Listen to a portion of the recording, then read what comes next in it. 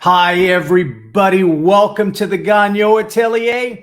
I'm your old pal, Tim Gagnon, and this is the Modern Masters Podcast.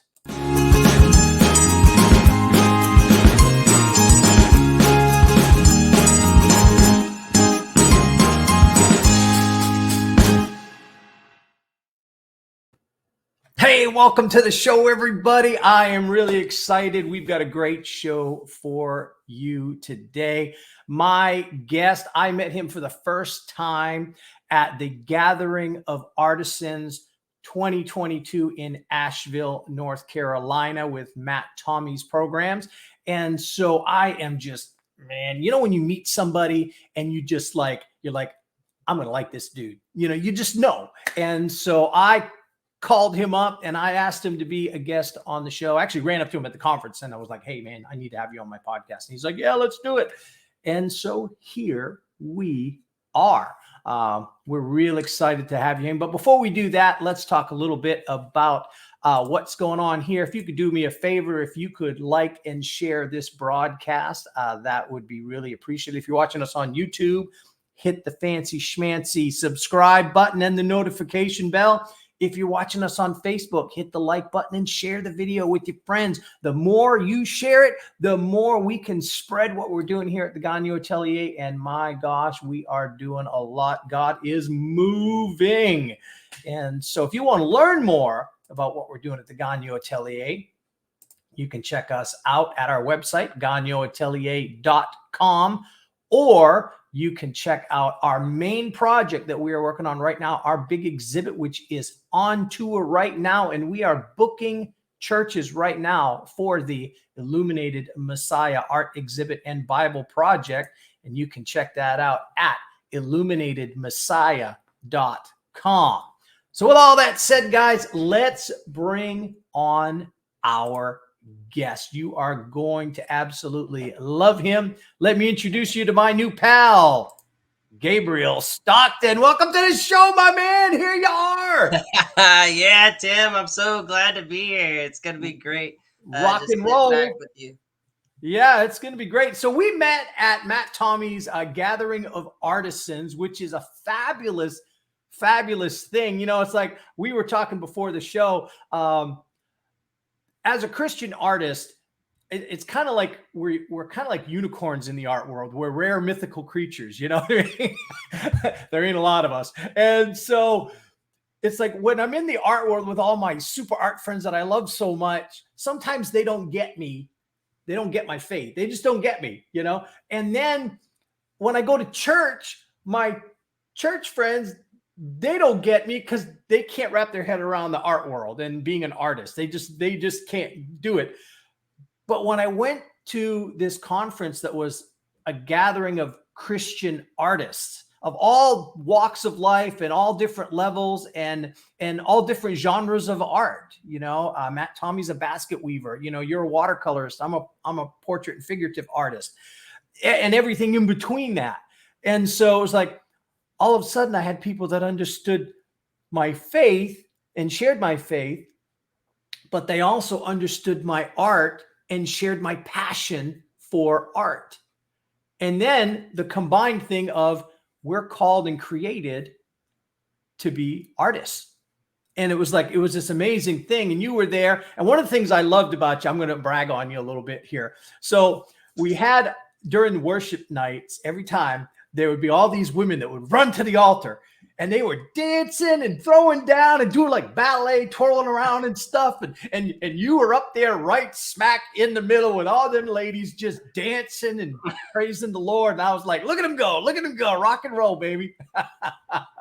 So, man, and everyone there was just talking about you and telling me about you. And the ones that were some of my friends that I had made there were taking your course and they were taking your workshops and stuff. And everybody was talking about, have you met Gabriel? Have you met Gabriel? I'm like, I haven't met him yet, but I'm gonna. And so here we are, brother. So we are going to chit chat away and have a great time and share your art and share your life with the viewers here at the Modern Masters Podcast, because that is one thing that you truly are. One of the things I pride myself if I'm going to brag a little bit on this broadcast, is that every guest we've ever had is a true master artist. You know, I Yes. don't bring on just anybody. I seek out the best of the best of the best. And I really feel that the Lord has blessed me to bring me people that are truly the best artists out there today. And it's been fantastic walk. And so having you on here, that's no joke. And I take it seriously. And so here you are. So tell us a little bit about yourself. Yeah, it is an honor to be here. I saw the list of amazing artists and people that you've interviewed, and I was like, whoa, I'd be super honored to be on your show, Tim, because I know a lot of those people in the industry, and they're amazing at what they do, and they are very passionate. And I've watched those interviews with them too. You're so engaging. And so I was like, yes, I would love this opportunity. Just a little bit about me. I live here in San Diego, California. My mother was an artist, and she did ceramics. And Oh, so sweet. I was always constantly around art, but I like 2D.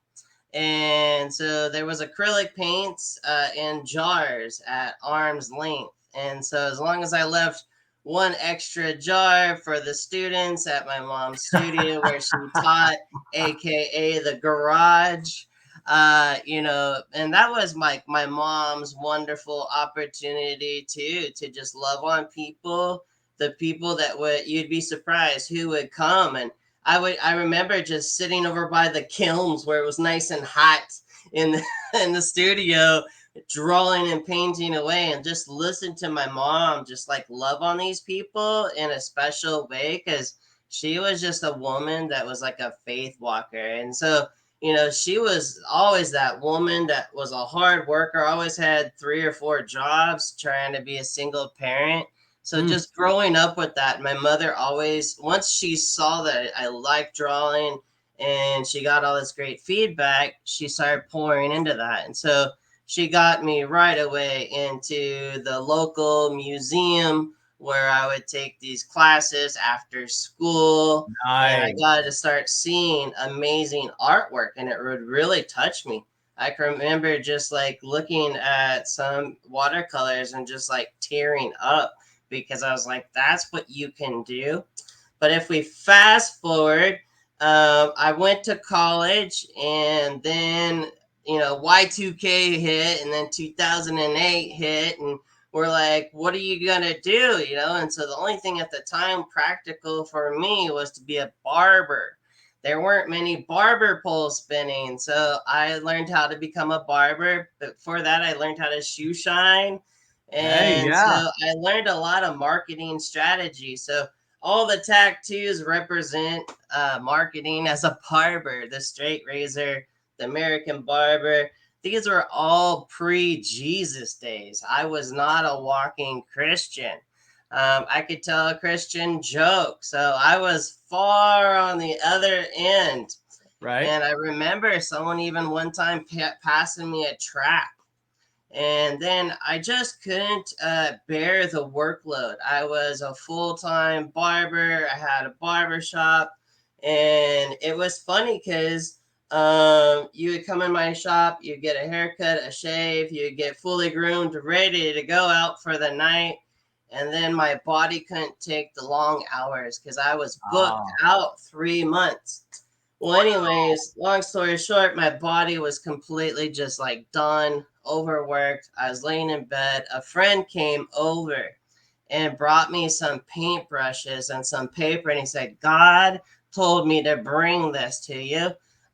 He had inherited all these art supplies, and there I was. I had these old paints that I actually had to cut them open and oh lift man. them up and re-evaporate, re-massage them. That's And the beauty of watercolor. You can yeah, you can bring reactivate it it. back to life, baby, with some water.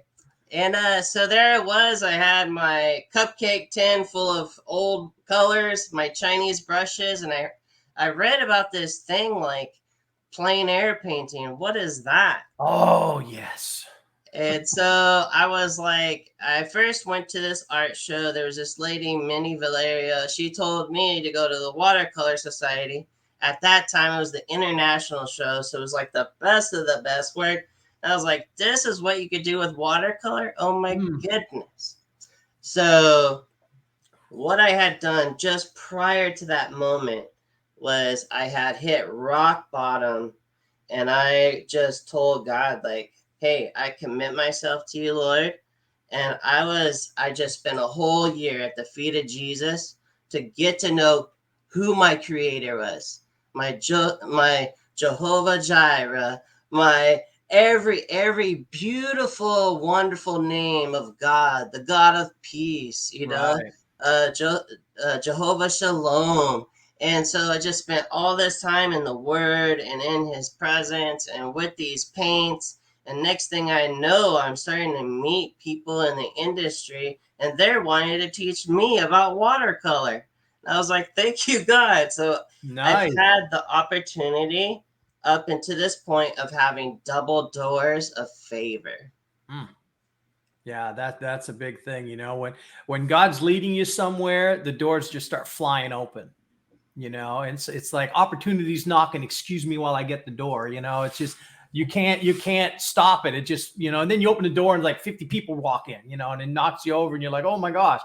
So that's fantastic. So you basically had all these people mentoring you and teaching you and training you in watercolor, you know, That's true. which, for me, watercolor, that's a tough one. Watercolor is a tough medium because like it's opposite of every other paint medium in the way you do it.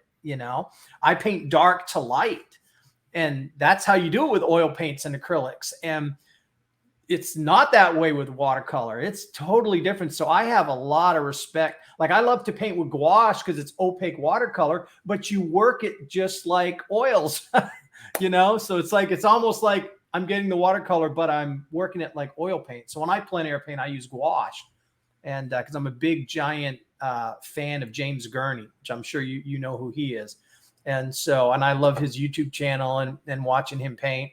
Um, and so I picked up gouache after watching him for a while, thinking this is the good solution. Because when I plein air paint with oil paints, you hike in the woods and you're walking out with all these oil painted paintings, and you're like, how do I pack that in my backpack and carry it out? So doing gouache or watercolor, you just close up, it's dry. You just get up, pack it up, and go. It's so convenient.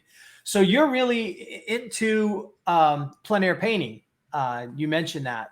So talk to me about how you discovered plein air painting and how much you enjoy it. Because that to me is like when I want to relax, when I want to get out of the studio and get in that beautiful Florida sunshine or go on a hike in Georgia. I just love plein air painting. That's my way to relax and just it's like a day into the spa. Yeah, I'm so fortunate to live in San Diego where the weather's pretty nice here.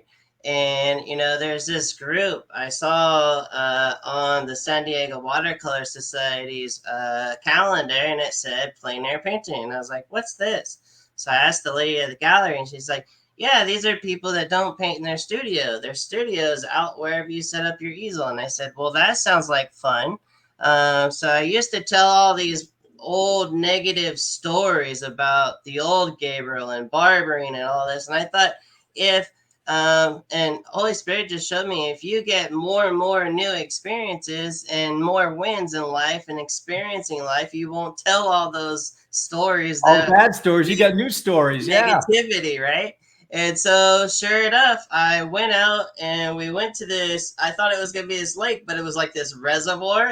And Uh-huh. it was actually pretty nice. And I was like, this is cool. Like, I would never pick this place to go paint. And let's try it out. And I spent really a long time on this paper and I did this really nice drawing. I probably the time frame you get is somewhere between 2 hours or 3 hours, and there's Hmm. no training. There's just you paint, and then we gather together and get a little feedback and encouragement and send you on your way. Yeah. And so I did this really nice drawing, and then I had my little tin pan of paints and a little. I had one of those dry erase boards for my Uh-huh. mixing plate, That's a great and idea. That we hold it now. just Stop right there. Put the brakes on. Art tip number one from Gabriel Stockton. When you're watercoloring, your mixing tray is a dry erase board. Talk to me about this, my man. yeah, like sometimes you just got to work with what's right in front of you. God feeds the birds, right? And Mm-hmm. God provides for the vision He gives you. So there I was. I had something to show up with, and I looked around the room and I got creative. These plein air people are really geeky. We talk about different stuff that you can use or make, even you were talking about James. Like there's a whole group of people that just talk about a certain type of easel that you can make. Right. There's other little circles in this group that talk about a type of palette. I have a special, even brushes that are, To these brushes travel are with. travel brushes. Yeah. Yeah. And so you learn as you go, but you just gotta show up. Just show up what you have. I had one gal, she joined us 2 years ago, and all she had was a ruler, paper, and a pencil and one color. And now she's helping me manage. She's my assistant, and she helps manage and picks all the slots and where we go each Oh, month to nice. So paint. you now head up the group that you started going to. You now are heading up that group I of am the the little plein air manager. I group. am the manager. And I didn't take on the group when it was full and plentiful. I actually took on managing when maybe like two or three people were there, and it kept growing. And some days we'll get like 46. Oh wow. And then some days it'll just be eight of us. Yesterday it happened to just rain, and Right. there was literally like nine of us still painting in the rain. We're like, we never get rain. This is actually cool. Right. Yeah. Yeah. You're on a different coastline. Over here, it's in the summer. It's when is it not going to have a dangerous thunderstorm? So a little bit different, a little bit different. And plus, like for us, the summer, God bless you. If you're out there plein air painting right now and it's 110 degrees outside and 900,000% humidity, you're a you're a true believer on plein air. You But know, that's what I love about plein air. If you're like a problem solver, if you like engineering, you'll enjoy coming out and plein air painting. You're yeah. gonna have to deal with maybe the weather conditions, the wind, cold or hot, day or night, whether if you're okay with people coming by and talking to you, whether how your paint is drying up on your palette. Like these are fun, and then when you come back to the studio and you have like this little winner of a painting, what's cool is now you can get back in your sweet spot with all your controlled environment and your favorite beverage, and you can paint a complete winner. And Right. that's what I love. Yeah, it's funny you brought up, the dealing with the things you deal with when you're plein air painting, one of them being people. I remember I went to the Grand Canyon for the first time visiting my wife's family, and I had never been to the Grand Canyon. And so I was like, I'm painting the Grand Canyon, I'm sorry, we're going to paint that Grand Canyon. And so I told him, I said, y'all just leave me here. Said, go look around, go to the other sites on the tour bus. I said, you are planting me right here and come back in 3 hours. And I have my little plein air watercolor book. And what I love about it is it's my adventure book. So instead of a photo album, I have this book with, about 50 to 60 paintings in it of all the places I've been in plein air painting. I just, when it's done, you throw it on the coffee table. It's for me. Nobody else. I'm never going to show these paintings. It's on my coffee table. It's my little adventure book, my memory book. And so I'm there at the Grand Canyon painting. I'm like, I'm going to get somewhere where no one's going to be in front of me, and I'm not going to be in front of anybody else. So I crouched between this rock crevice, and I huddled in there, and I'm painting the Grand Canyon. Now, what's more exciting? Some old dude painting the Grand Canyon or the Grand Canyon right there, right? What happens? There's this giant crowd behind me watching me paint. And I'm like, shouldn't you guys be looking at the Grand Canyon? They're like, Right. look at him painting. Oh, that's the life of a plein air painter when you're out there painting. So, Yeah, I have an old easel. It was made by Mr. Wilkinson, and he was an old lumber dude. And mhm. when he finally retired from the business, he decided he wanted to be a watercolorist, and he actually helped found San Diego Watercolor Society. Oh, wow. So he used to make these hand carved easels for his friends that he would go paint with um, Nice.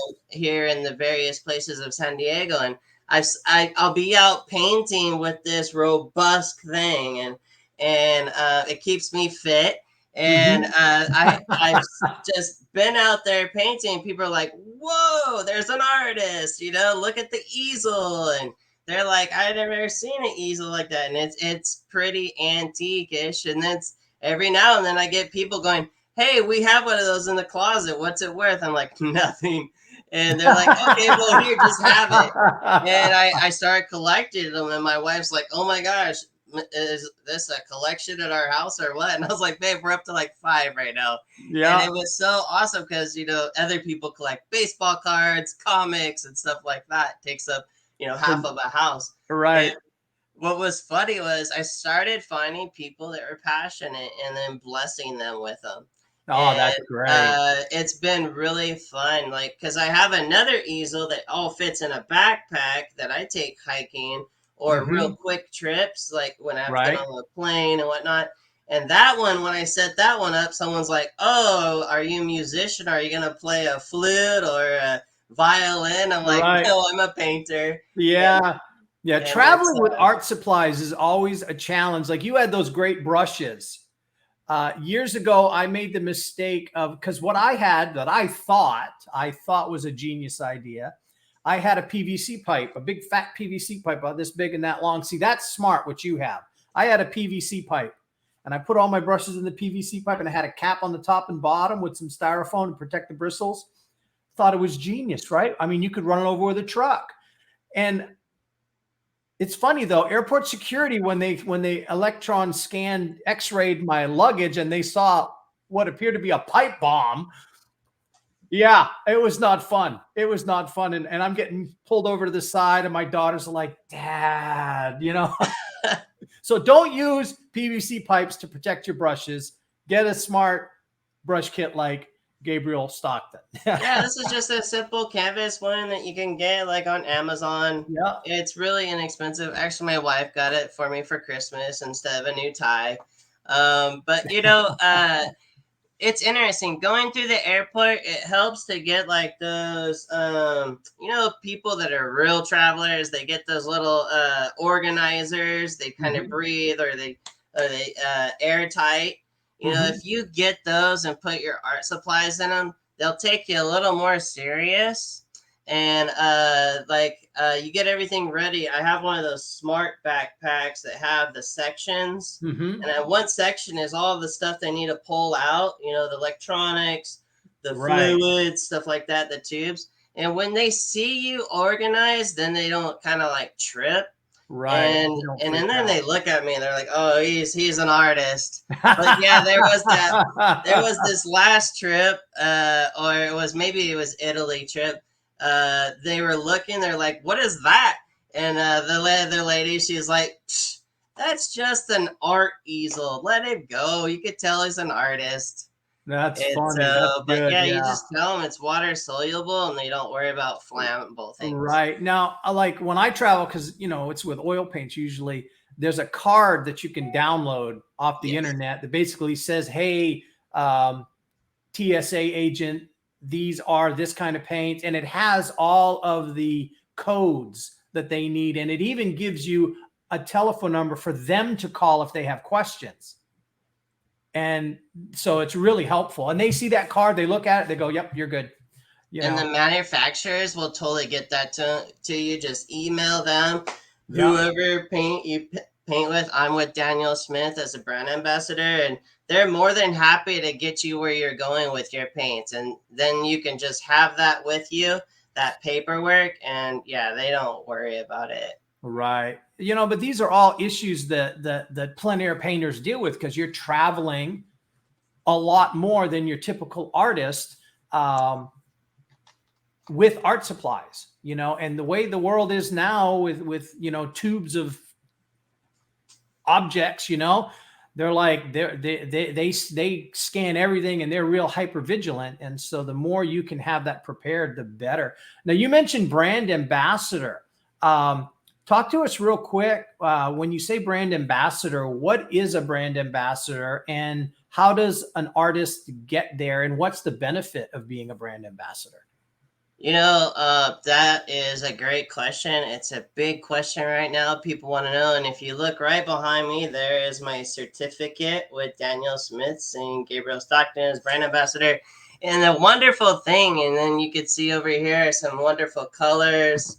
I have a drawer here full of just tubes galore. I mean, it's wonderful when you're not stepping on Legos and Hot Wheels and you're complaining about stepping on tubes of paint. And uh, I think that was the best thing that came out of the pandemic, other than working on my website. So John Cogley, the CEO, started doing these live interviews on YouTube and Facebook with his brand ambassadors, and it was kind of fun. It was like watching a TMC interview with the actor. We always enjoy hearing those behind the scenes stories, and so I started getting on there, and I'd have this little tag during the live feed, and I'd say, "Hi from sunny San Diego." And John's up in Seattle where it's raining all the time. So he would chuckle, "Oh, hey, Gabe from sunny San Diego." And then I started asking questions. And then John started talking about watercolor sticks like these, which Mhm. are wonderful if you're on a budget. And he started talking about just color, but the actual C lab. And if you go on their website, you can look up, how do you know the difference between this yellow and this yellow? And those are questions I had. Like, what colors don't work together? What colors do work together? And then John would ask me, do I believe in like pan paints, or have I tried them out? Little pans, they're kind of like these little things that, Mhm. and I said, I can only get midtones out of there, and I like only tube paints like this, and so he's like, "Hey, Gabriel, after the show, I got a message from the VP, like, hey, would you like to try out some sticks and some pans?" And I was like, "Sure." And I made this big order. I went on the website and I showed my wife. I said, "They want me to test some product out." And I showed my wife this list of stuff that I wanted to try. And my wife's like, "They're not gonna send you that." And I'm like, "Yeah, why not? I'm being genuine. I really want to try this stuff out, put it to the test. I did it as a barber, and I'm gonna do it now as an artist. Like, guys would sit in my barber chair, their hair would be falling out, they didn't know how to grow a beard. I'd say, "Here, this is a product that I believe in. Plus, I don't need your hair falling out. I need you to keep coming and sitting in my barber chair to support me and Right. my family," right? So the same thing, I want people to get good results with their art. So I started asking the hard questions, and John started seeing this interaction, and we tell a few jokes every now and then. And so there was one day I was actually on their website looking at some of the old videos that these videos would be the ladies showing the mixes of the paint.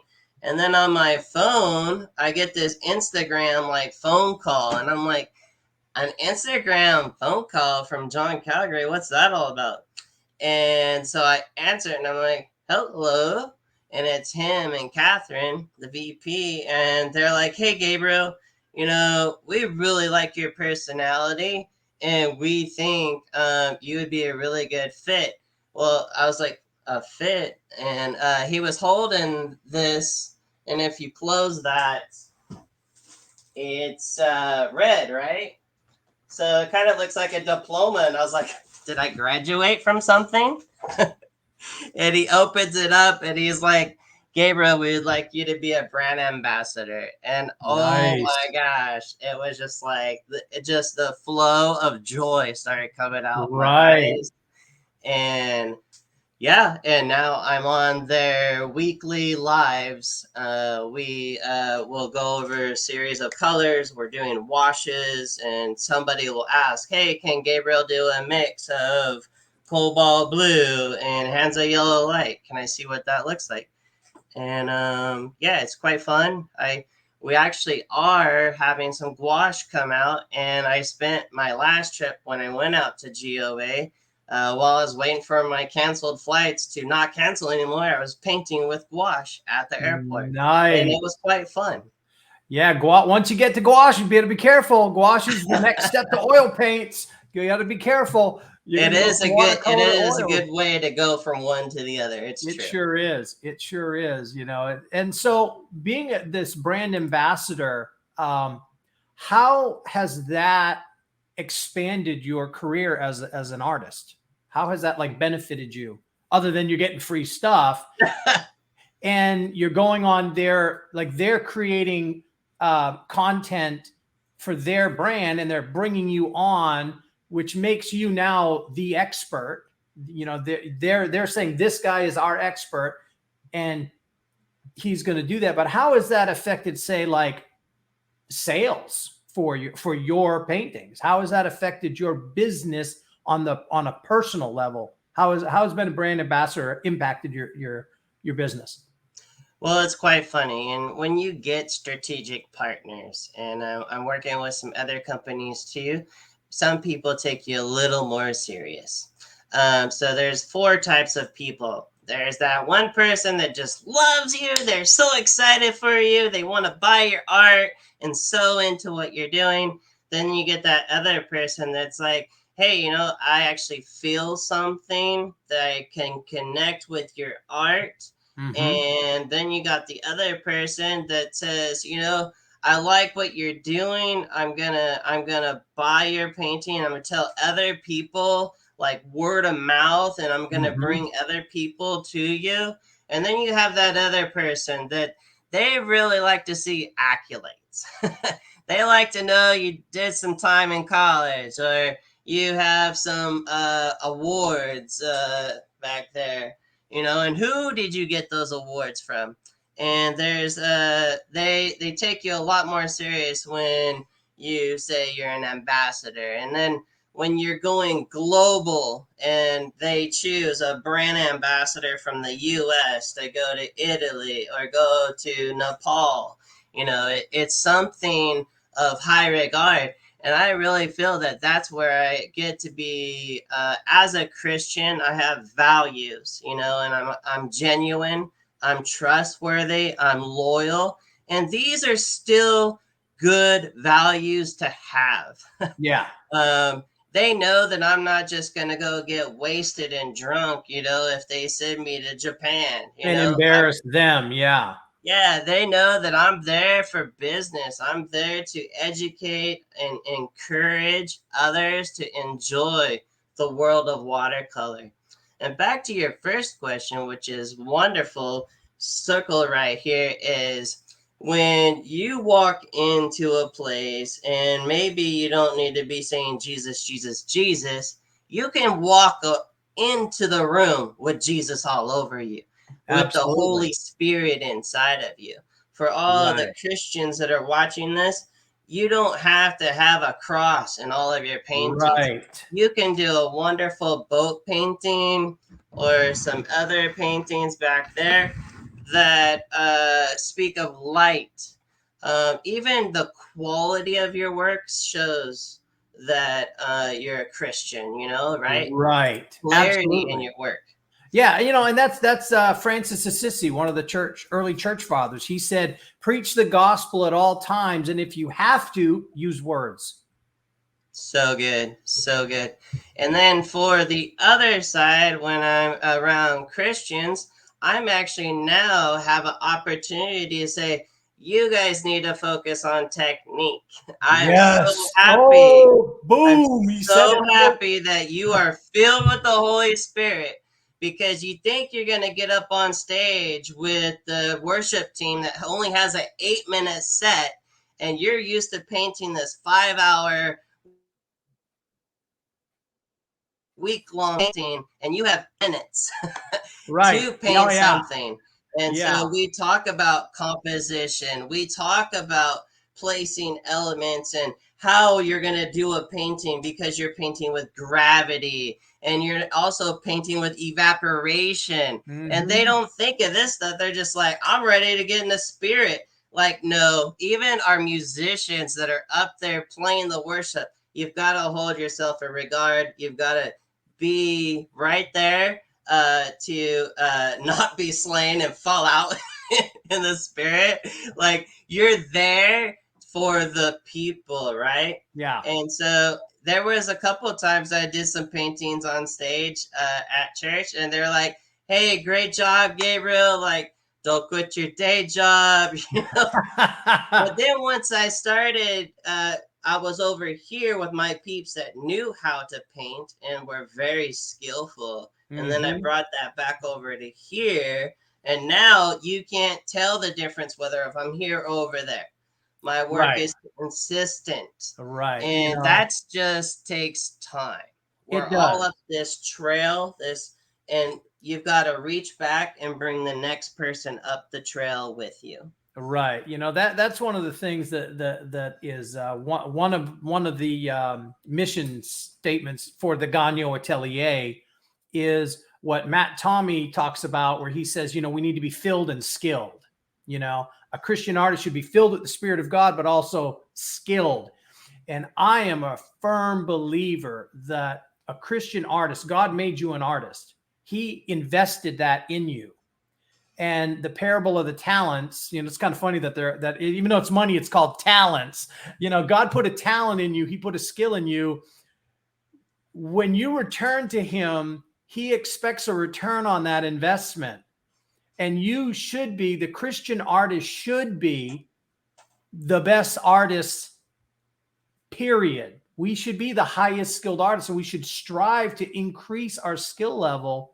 And a lot of times I've seen, sadly, in the Christian world, there's a lot of amateurish art. And they're like, oh, but the Lord told me to paint this. I'm like, that's great, but it still looks like a 6-year-old painted it. Your skill level is very low.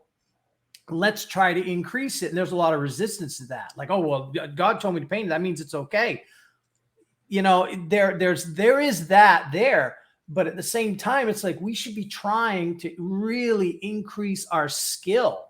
And that's why having mentors and training and offering training to others that want to learn is so important. Guys like Michelangelo, they painted their faith, they sculpted their faith. It was like they were also the greatest artists that ever lived. And it's like that's the kind of artist that I strive to be. And that's why for me, it's like, if I'm the best artist in the room, I'm in the wrong room. I need to find a room where I'm the least skilled. Get me around artists that make me go, dude, I got to step up my game, Yeah. And so it's really, you're connecting with me on that one area, that it's important that Christian artists strive to really grow their skill level. And there are And I places think, to do that, I mean, like you teach classes, I teach classes. And not only that, gosh, with the internet now, the greatest artists on this earth right now, working artists, they almost all have online courses that you can take for very inexpensive. So there's no excuses not to grow and train and develop your skills nowadays. It's yeah, a beautiful world we live in with the internet. yeah, right now it's been nice. I get to travel and do workshops, and I'm going to St. George at the end of the month here in September for a 3-day workshop. And I've been St. George, regularly where? St. George, Utah, just Okay. a little north of Vegas, Okay. and it's gonna be quite fun. And that's what's unique is when you go to these different places, there's new challenges. And then on the other hand, I'm still getting to do a lot of Zoom one-on-ones. And then I teach here at the art school, Art on 30th, and it's wonderful because you're talking about talent. Like I'm working with beginners, intermediates, and people that just want to sit in the back of the classroom and me give them feedback. So talk about with God giving you like different opportunities and see how Right. faithful you are. But the real thing that's really cool is if you look at my work, like some of the pieces that you have, you can see the design quality. And it's not just slapping paint on, but there's also a framework that needs to be done with composition and even drawing.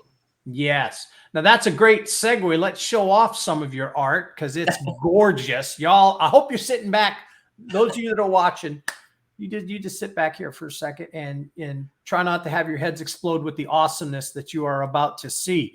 So we've got 1, 2, 3, 4, 5 pieces of art we're going to show here. And so talk to us about these amazing, beautiful watercolors. Here's the first one. Look at that. Look at that. Oh, this is a wonderful opportunity. This was a plein air painting. This is up in Oceanside, California, and this is the pier. And it was one of those days that it just spoke to my spirit. It told a God led moment, and I just jumped out and I painted this. And it was actually done really quickly. You could see it wasn't the prettiest day. It was slightly overcast. And what was funny was this guy pulled up and he's like, "Hey, I'll give you 25 bucks for that." And I looked back at it and I said, "There's no need to be quick to sell this. I'm fine." I said, "Hey, thank you. I appreciate you, but here's my business card. Maybe someday I'll send you a picture." And then I actually entered this on an online showing. I took Best of Watercolor with Andy Evanson as the judge. Nice. Fantastic. Yeah.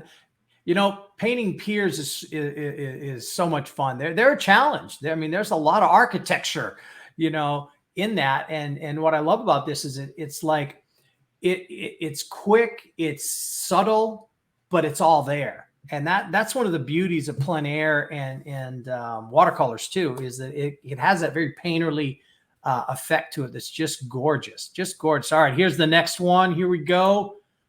Oh, Oh, this walking is a on the beach wonderful. with the dog. Yeah, so this is over in Ocean Beach. OB Dog Beach is just on the other side of that jetty. We have that jetty, and so you'll see people walking over with their dogs. And so this started out as a plein air painting, and then about the other 20% at home. And you can see the wonderful granulation that you can only get with the Daniel Smith Permatex.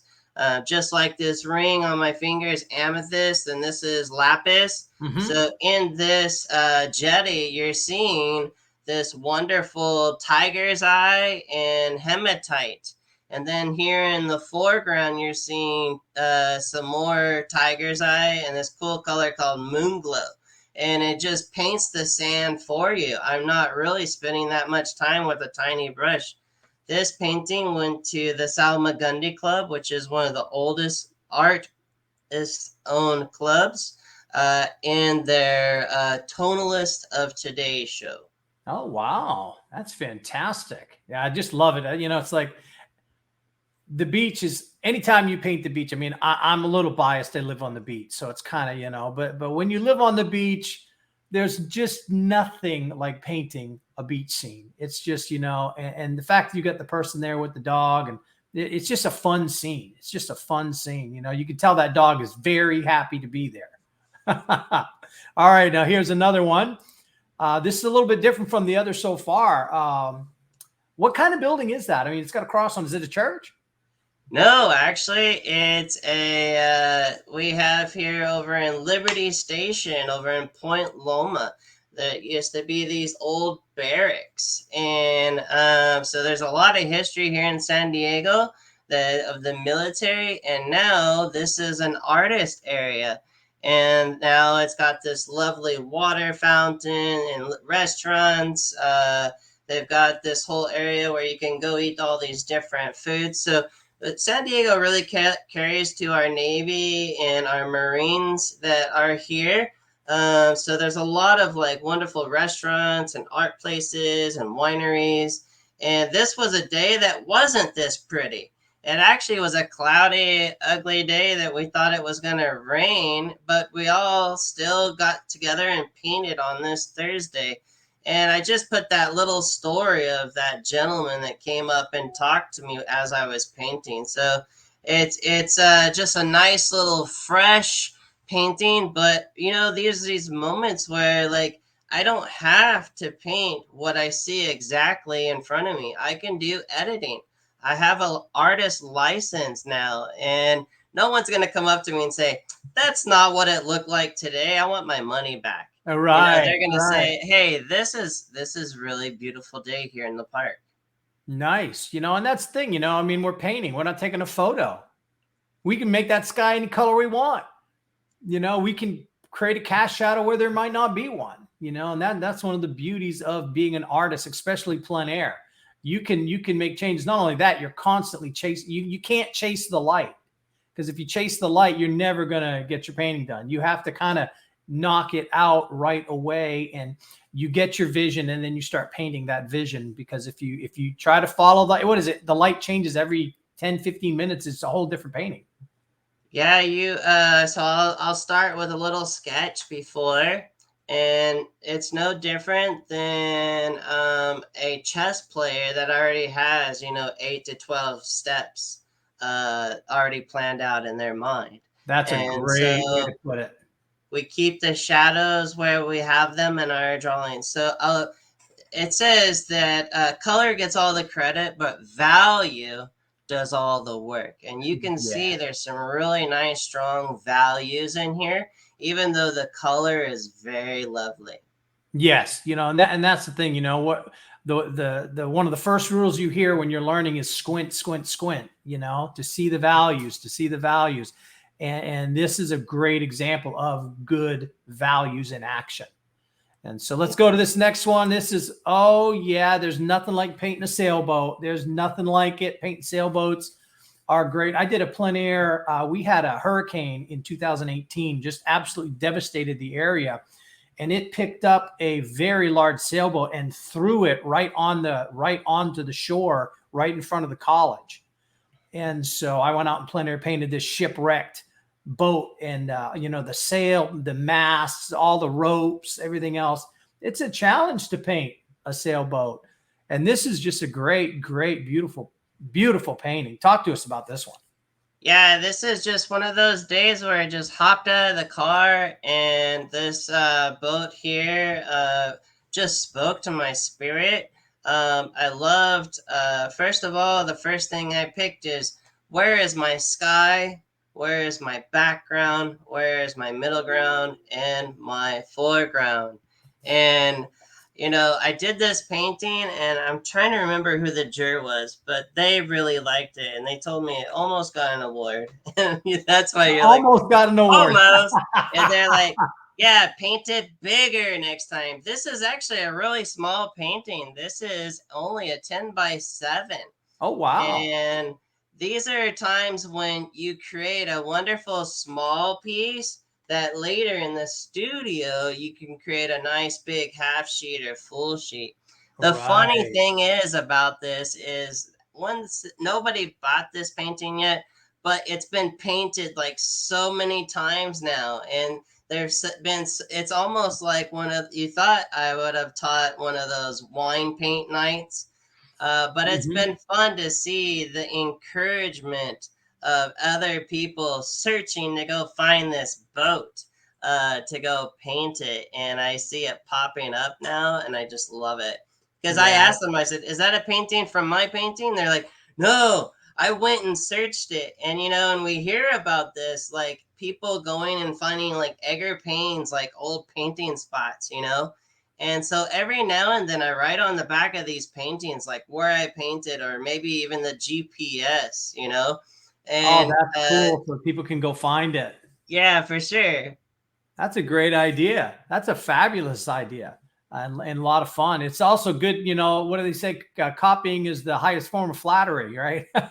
Imitation is the highest form of flattery. So here's another water scene that's like, watercolor painting water. I know it sounds weird, but when you paint water with watercolor, it just does. it has something to that's really, really great. And it just has a feel to it that you really don't get with other paints.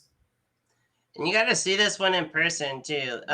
So this Daniel Smith sent me a palette to test out, and it was one of their, I think it was their 24.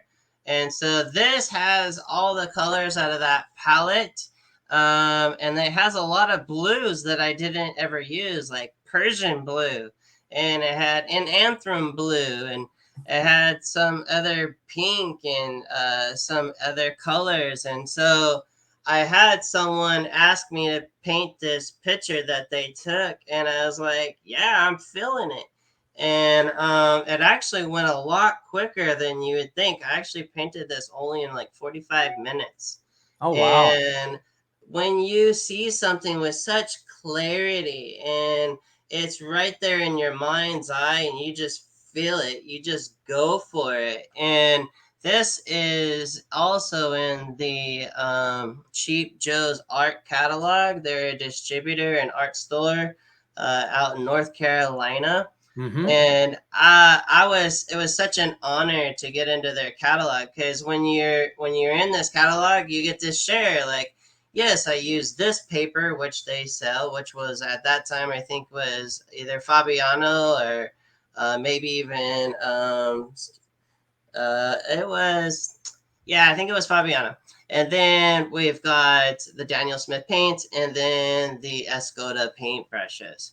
And so it's fun to tell people what you used in this painting. And yeah, it was such a joy. And it's one of my faves. And it's actually right over there hanging up. Nice. That's awesome. Yeah, they're beautiful paintings. Absolutely fabulous. It's always a joy. This is like one of my favorite parts whenever we do these podcasts, is to see the art and to hear your side of it. It's kind of like, I've always wondered, it's like if we could sit down with artists like Michelangelo or Titian or Caravaggio or Leonardo, all the Ninja Turtle artists, all of them, it'd be like, what would they have to say about those paintings? We kind of know, and art historians debate and things like that, but honestly, for most of us, we don't know. But to have modern masters be able to show their art and explain and talk about it, that to me is such a joy and such a great idea. And it also it inspires, and it also, it's like we learn a little bit about your techniques, your methods, your methodology, your thought process. Best part, always one of the greatest parts of the show. I want to go back though a little bit before we wrap it up, and I want you to talk about something that you had mentioned. We have a lot of viewers that are hobbyist artists, and their dream is to be a full-time artist, and that means different things. That's a loaded question or loaded phrase, because there are so many words around. There are people that are like, they're full-time art teachers, but they don't consider themselves full-time artists. It's like, you're teaching art, you're an artist, or some people get frustrated because they're like, they still have a day job, but they do art on the side, and they want to flip it, but they don't consider themselves an artist because they're not doing it full time, and all these things. So it's such a loaded question. But you went from being a barber, and now you're a full-time, you don't do anything other than you're an artist doing watercolor. Talk to us real quick. Like, how did you make that jump? What was that jump like? Did it take a few years? Did you have to, like, what was your plan of attack? Did you write it down and go, okay, I need to go from here to here. How do I do that? Talk to me a little bit, and talk to the viewers, maybe give some tips on how you did make the leap, and you've done it successfully. And I think that's something that a lot of people want to know, like, what's the secret. Now, mind you, that path can be a little bit different for everybody, but let's talk about that a little bit. Share a little bit about your journey. It's a fully loaded question, and I love this question. And I know everybody wants to be a brand ambassador, and everybody wants to be a full-time artist. And it really comes down to this: never give up. And you've got to speak life over yourself. You've got to quit speaking death and negativity and putting your worst critic out in front of you. You've got to come from a place of love, grace, and gratitude.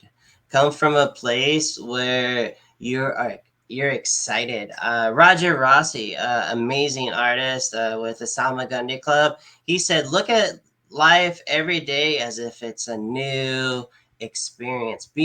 Be just in love that first day that you got that award for one of your paintings, or becoming a new member of something. Like, don't lose that hunger to grow." But there was actually, I had one other job. I was actually driving for Lyft, and so I needed to bring my income up this little hill, and then my art going this way, right? And so I was driving Lyft, my last job, because I wasn't barbering anymore. I was driving Lyft, and that little pocket in the back seat there had paintings. You get in my Lyft card, there'd be candy and there'd be cold bottles of water, and I was just bringing people home safe.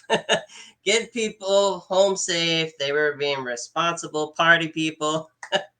And they were like, "Hey, I didn't." They were like, "What are these?" They started having a little art show in the back seat, and I started selling. It's called hustle. And so when you're hungry, you've got to be a hungry lion. And I know there's a lot of people that are out there, and they tell me I don't need to sell art, but I want to be a full time peer. I want to be a full time artist. Well, if you don't need to sell art and you have money and you're retired, then just paint every Right. day. Okay.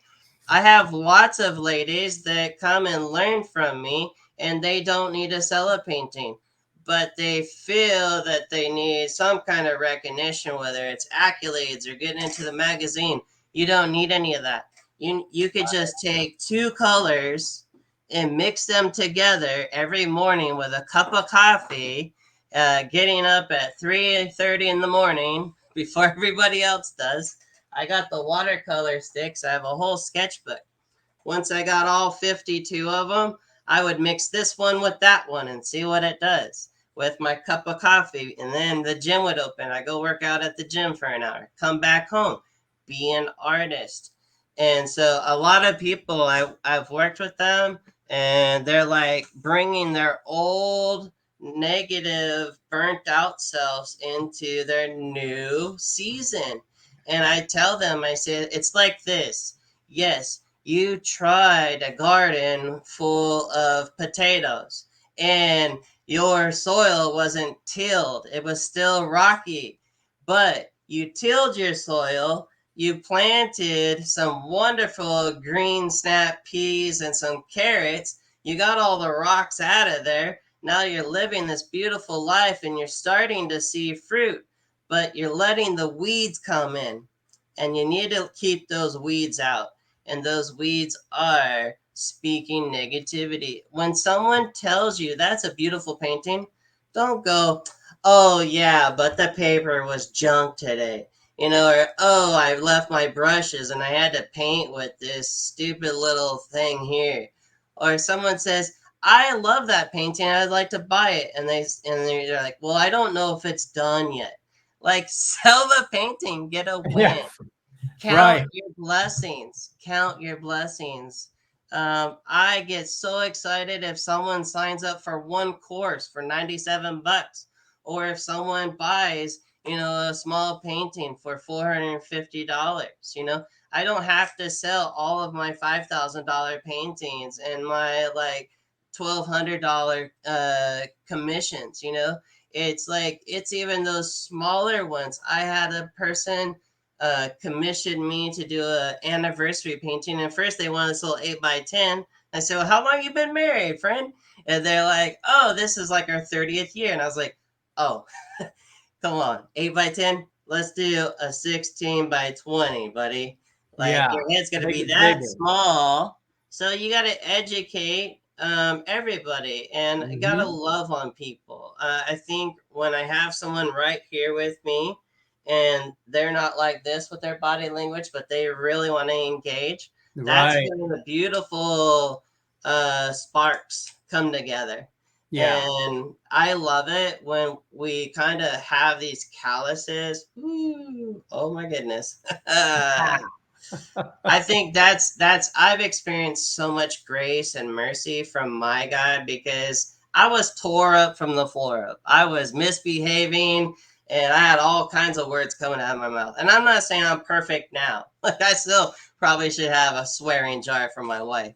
But and We I'm call just them I'm just special keeping it real. occasion words. Oh my goodness. I'm a passionate man. I'm still passionate. And I'm just going to tell you, like, there's so much grace and love from the God that I serve. He is agape love. He is a love greater than any man or woman that can give me. And if that is my creator, if that's the man that formed me before I went into my mother's belly, before I came out, he knew who I was going to be, then that's amazing. I could only be magnificent and wonderful to other people. So why do I need to walk around with a big pile of old junk stories on me? And Right. I get to share that with people to not do that. And once you get all that stuff out of the way, you'll be that full-time artist that you want to be. Mm-hmm. Mm-hmm. It's all about what's in here. For How sure. how you do it. This thing gets in our way more than anything else.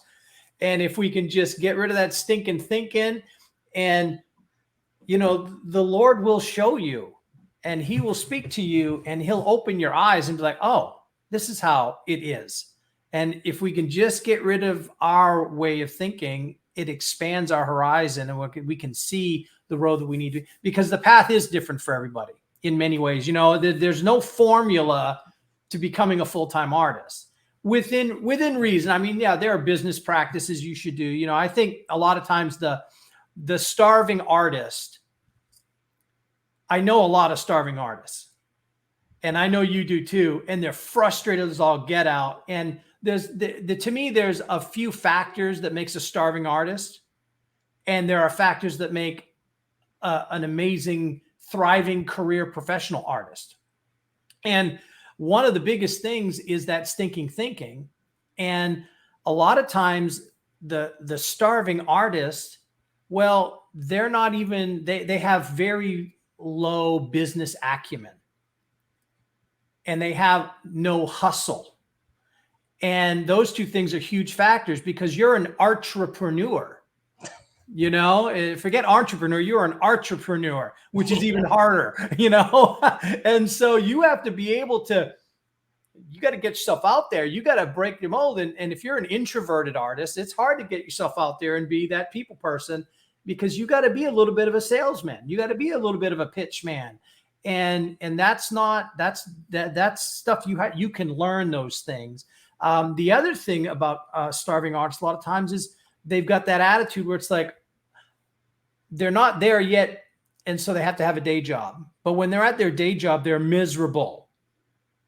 They're miserable to be around, and they're usually a bad employee.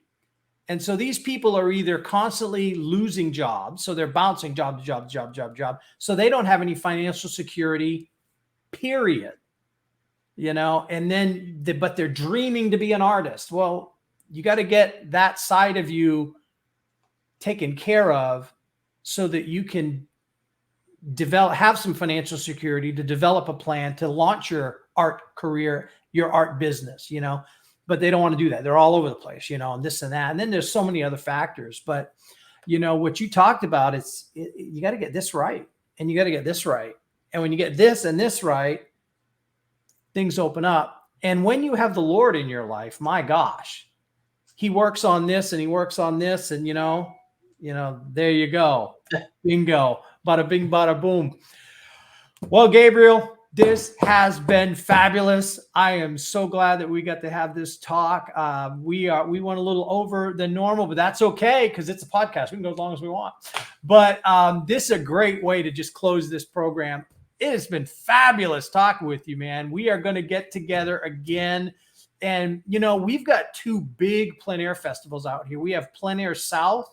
And then and then right after that, I think they're butted right up against. It's 2 weeks. We have Plein Air South, and then we have the Forgotten Coast Plein Air Festival. So good. Right down the road in Apalachicola, Florida, where they get pretty much all the oysters and scallops you're going to eat in the Southeast. Good.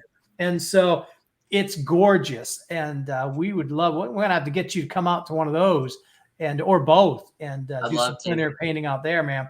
So we're going to get you out here on the Gulf Coast of Florida where you then you can see a real beach. I don't want to brag, but California's pretty. Bring it. I love to paint some beaches, some boats, and some bridges. There we go, man. We'll make it happen. That'll be great. So, but thanks again for coming on the show. I'm gonna let you go. I'm gonna say goodbye to the audience, and I'll talk to you in just a minute. But again, thank you for being on the broadcast. Be blessed, everybody. Thanks again. All right, everybody. Did I not tell you how awesome that was going to be? When I tell you Modern Masters podcast, I bring you to Modern Masters. The Lord has blessed our socks off. We always get the best of the best of the best. And Gabriel is one of the best. If you're into watercolor, if you are wanting to learn about plein air painting, you need to check out his website. You can contact him at GabrielStocktonFineArt.com. Check out his website. You will not be disappointed. It would be just fabulous. You can check out all of his art. You can learn about his classes and his programs. You can check out where he's doing workshops, all of those things, where he's exhibiting, everything. It's right there at his website. So check that out.